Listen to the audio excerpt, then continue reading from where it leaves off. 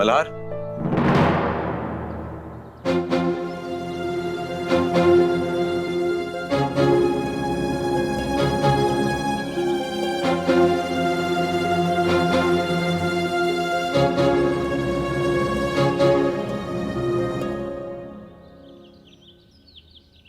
मैं जानता हूं कि तुम अहीर को लेकर नाराज हो। आखिर उसने काम भी ऐसा किया है। मैं ये भी जानता हूं कि तुम कल्याणी की तरफ शर्मिंदगी महसूस कर रहे हो। मुझे ऐसा लगता है कि कल्याणी को इस तरह छोड़ के जाना ठीक नहीं है मल्हार। मैं जानता हूं कि तुम कल्याणी से कितना प्यार करते हो। कुछ तो सही नहीं हो रहा है और ये बात आप भी अच्छे से जानते हैं। आपने मुझे अभी तक जवाब नहीं दिया कि उस टेप में राधे ने ऐसा क्यों बोला कि उसकी जान को आपसे खतरा है।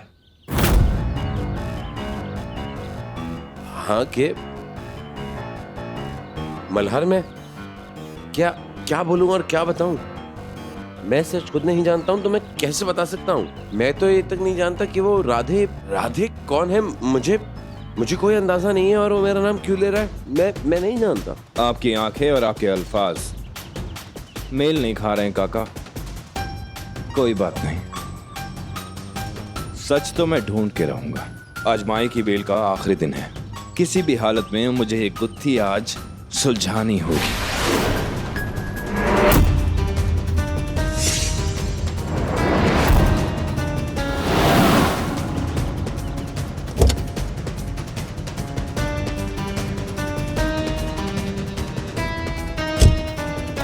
चलिए।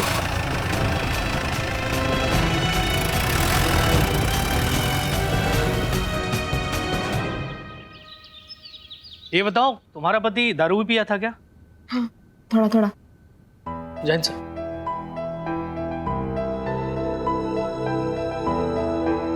बड़े साहब आ गए। इनसे ही बात करनी थी ना आपको। इनसे क्या बात करूं? ये तो वही है ना, खुद पुलिस वाले होकर अपने पत्नी को मारने के लिए जेल में थे और मैं अभी अपने पति की तकरार इनसे करूं? बहुत ज्यादा होशियार बन रही है तुम। सुन, जो तूने सुना वो सब झूठ था, समझ गई ना? वो गलत था। सर ये आपको जो भी बात करनी है पवार से करिए। पवार आपकी पूरी रिपोर्ट लिखेगा। पवार जी। जी सर। काका के बारे में इंफॉर्मेशन निकालने के लिए कहा था, कुछ पता लगा? सर 2-3 लोगों से हमारी बात हुई है सर। तो 1-2 घंटे में खबर आ जाएगी सर कि 26 जुलाई की रात को सार्थक जी सोलापुर में थे या नहीं थे, और अगर थे तो क्या कर रहे थे।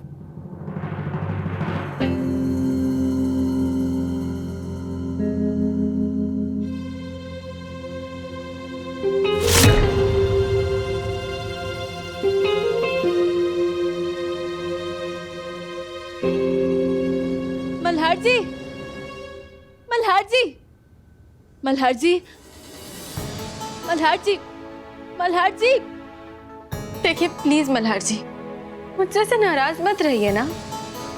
और ये क्या कह के चले गए आप कि आप और आपका परिवार मेरे लायक नहीं है? इसे सोचा भी कैसे आपने मल्हार जी? ये जानकर के आई के साथ जो भी हुआ वो सब अहीर ने किया, मेरे दिल को भी बहुत तकलीफ पहुंची है मल्हार जी। लेकिन आप ऐसा कैसे कह सकते हैं? क्या आपका परिवार मेरा परिवार नहीं है?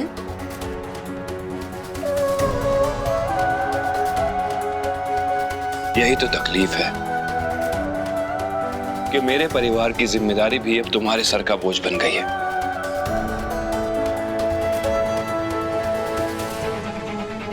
इसलिए मैंने तुम्हें इस बोझ से आजाद कर दिया है कल्याणी।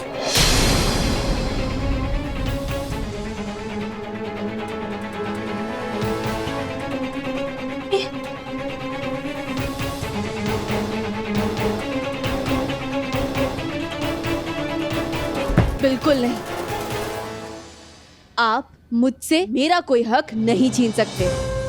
और ठीक उसी तरह मेरे ससुराल की जिम्मेदारी उठाने का हक भी आप मुझसे नहीं छीन सकते। और ना ही आप मुझे रोक सकते हैं।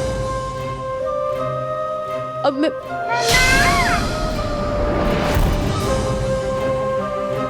मुझे मेरा मंगलसूत्र वापस चाहिए। मुझे वापस दीजिए। कल्याणी, मैंने कहा ना, मुझे मेरा मंगलसूत्र वापस चाहिए। नहीं,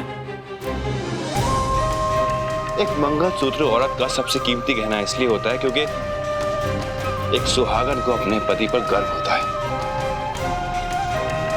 क्योंकि एक सुहागन को अपने पति पर भरोसा होता है। लेकिन तुम्हें तो मुझ पर भरोसा ही नहीं है ना कल्याणी। और मेरी कीमत ही क्या है तुम्हारी नजरों में? ये कूड़े जितनी कीमत है।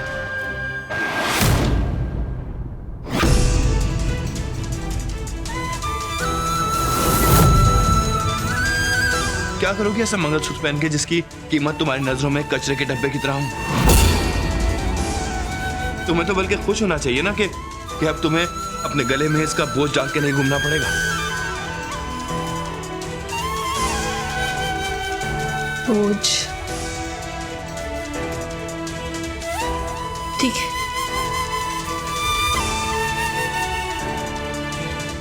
आपको यही लगता है ना मल्हार जी कि आपकी कीमत, आपकी इज्जत मेरे नजरों में उस कूड़े जितनी है?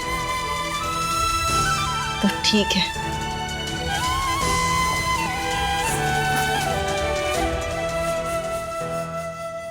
आपको यही लगता है ना मल्हार जी कि इस कूड़े जितनी इज्जत करती हूं मैं आपकी?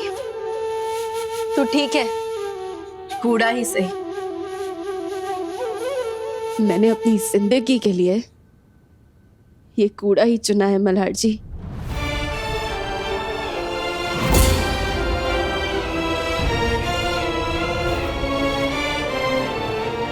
और अब जिंदगी भर मेरे सुहाग का अब सबसे कीमती गहना बनके अब मेरे गले में रहेगा।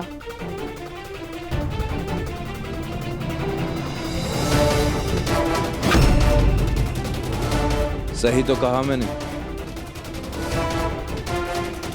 क्या गलत कहा? मैं तुम्हारे लायक ही कहा हूं कल्याणी। और वैसे भी हर बात में तुम सही होती हो, मैं गलत होता हूं। बोलो, गलत बोल रहा हूं मैं? हाँ, ठीक है, मान लीजिए मेरी हर बात को गलत।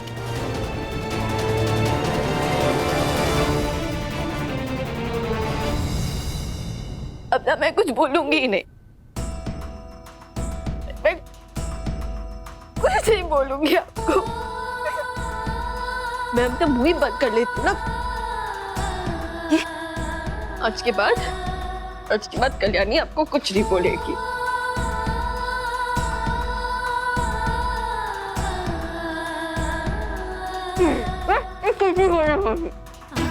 बस बहुत हो गया तुम्हारा ड्रामा। जाओ जाओ यहां से।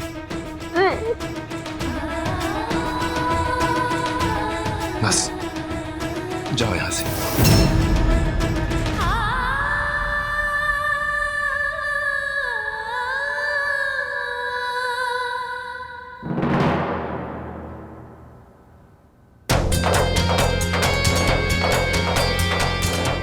मोक्ष बाबा के साथ रहेगा ना?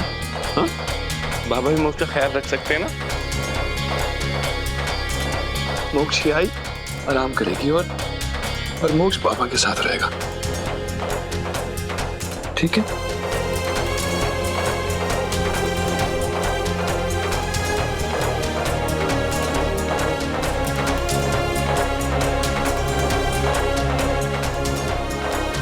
बाबा के साथ रहेगा?